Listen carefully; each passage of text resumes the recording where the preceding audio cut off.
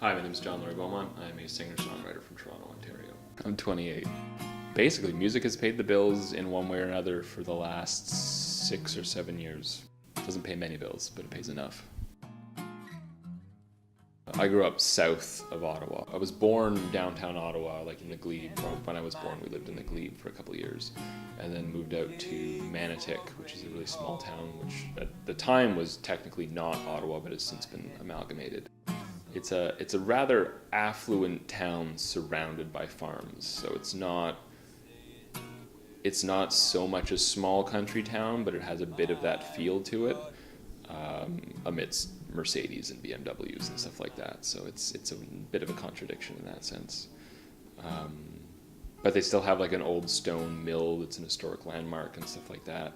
I started singing when I was a kid, singing along to my parents' records, and then discovered the guitar when I found an old cassette of Disraeli Gears by Cream, and then played drums for a few years, messed around with the fife a little bit, and eventually in high school found the guitar and never looked back. I wanted to be a lawyer from, I guess, 5 years old on. I used to watch Law and Order with my parents, and I thought that was the coolest thing ever. So I studied law in high school. Any law class I could take in high school I took. And then I started my degree in law and history with a minor in poli-sci, and then eventually ended up in a law and philosophy degree with the intention of going to law school. And then in fourth year, my professors basically talked me out of it. They recognized that I enjoyed the theoretical concepts more so than studying case law, and they warned me that law school was 3 years of studying case law. So I picked up a guitar and hit the road. My parents will always be supportive of me.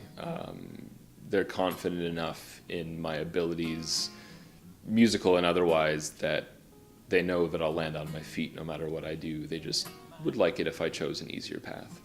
My father worked for the federal government for as long as I was alive. He worked on heritage projects, so he knows sort of the arts from that aspect, where it's people trying to get money from the government in order to make ends meet and work on their projects. So they know there's a hard road, but my dad always said that if you're the best at something, you'll always be employed, so the goal is just to be the best. I felt like I'd got everything I could out of Ottawa as an arts scene. I still love it, and I still go back as often as I can, and some of my best friends are in Ottawa.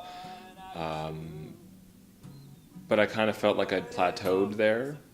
I played everything from coffee shops to large outdoor venues, and there wasn't really enough venues to play on a regular basis, whereas Toronto is just littered with venues of all varying sizes.